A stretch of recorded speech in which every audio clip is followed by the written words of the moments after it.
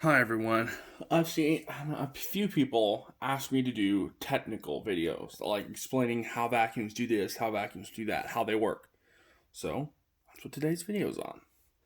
I've seen many people, even large channels on YouTube, confuse um, suction and airflow tests.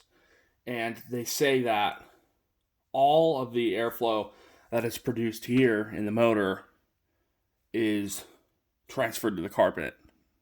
So if you get, say you get 80 CFM out of the hose, that 80 CFM is also going to be going to the carpet. That's not so true, and I'll explain why. So there's several factors that go into how much airflow is going to be transferred into your carpet. Number one is how well does the head seal to the carpet. Some vacuums have fixed height adjustments, like the Kenmore back there. So yours always a little bit of a gap between the head and the carpet, so you can have air getting out around the head. Dyson fixed that problem with this right here. This is a self-adjusting cleaner head. This will seal to the carpet better and make sure that all the power that the vacuum produces is actually going to your carpet and not being let off somewhere else. There's also your carpet type. A lot of people, why the carpet in, or why the flower in the carpet test, or under it actually, why people always do that is because high airflow vacuums, Sanitaires, Kirby's, always pass that test because there's no airflow restriction. All their 150 plus CFM will pass straight through the carpet. And that's why they pick up the flower so well. Now, most carpet isn't like that. That's not how wall-to-wall carpet is, not nowadays. This carpet has a backing on it. It's made out of plastic, and it prevents liquid from soaking in. It's called a liquid-resistant sealed backing. That prevents almost all airflow that your vacuum produces from getting through the carpet. Say vacuum produces 80 CFM. Well, let's do 100 to make it easy. Produces 100 CFM. But with backed carpet like this, if your vacuum seals to the carpet, maybe 20 CFM will actually reach down into the carpet in a direct air vacuum because they don't have much suction. You need both. Suction is a measure of force produced by the motor, a measure of negative air pressure. That's why when you block the hose, the vacuum pulls and it will suck the air out of stuff and crush a bottle. That's suction. There's also another thing. How big is the vacuum's head? A larger vacuum head has advantages and disadvantages. A larger vacuum head will mean a larger surface for the suction to a larger, what would you say? You know when they lift up a car with a vacuum and they use a big suction cup that's like that big around? Well, that's because it's multiplying the suction power. So a larger head will multiply the suction power and produce more pull on your carpet, but it'll make the airflow concentration lower. That's why vacuums with huge 16, 18-inch heads are almost always direct air, because they have a ton of airflow to be able to compensate for the fact that the airflow is going to be highly reduced, trying to reach all the way across that nozzle. Sorry, I have a little bit of allergies of some sort.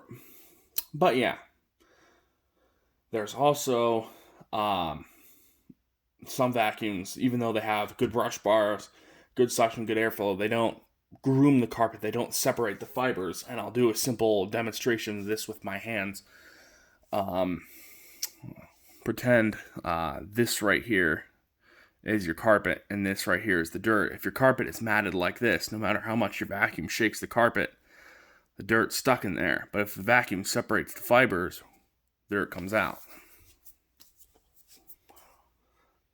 some vacuums do not separate the pile as well, and that's because they don't have usually a piece like this. You can see this right here. This is made to separate each row of fibers. Carpet is done in rows. There's a row stitch here, a row stitch here, a row stitch here, so on and so forth. Though you can't see it, if your vacuum grooms it well, like really well, or the carpet is brand new, you can tell. Areas that don't get walked on as much will show that more. But some vacuums, you have just a flat piece in the back, a brush bar, and then the part in the front. But you need something to help spread out the pile. That's what this piece here is for. This edge row right here is to help spread the pile and separate the fibers so the dirt can pass through the fibers of the carpet. Because if you have a ton of suction, a ton of agitation, but the carpet fibers are all tangled up, nothing's going to get past that. You need good suction, good airflow, a good brush bar, good pile separation in order to achieve a good deep cleaning result. That's why vacuums with the same amount of airflow and suction but different head designs will perform drastically different. Also, some vacuums work better on lower pile carpets, some vacuums work better on higher pile carpets. No vacuum is going to work perfectly on every floor type. That is impossible. That just doesn't happen. Vacuums do better when they have automatic adjusting heads, like the let me think of another example. I know that the Dyson, of course, does, and there was one other vacuum, I can't remember what it was, that also had a self-adjusting head like this, where the head would move. Might have been the React, I'm not sure. The Hoover React, I can't remember. But anyway, that is, so the amount of vacuum of suction power and airflow your vacuum produces at the hose usually can vary a lot between the head design and your type of carpet. It's not all the same. A lot of people get that confused. Even major channels, I've seen people getting confused on that. Don't know why. They should probably research that ahead of time, but that's not my channel, so I don't know. But I hope this explained a few things. And I hope you enjoyed, and stay tuned for more.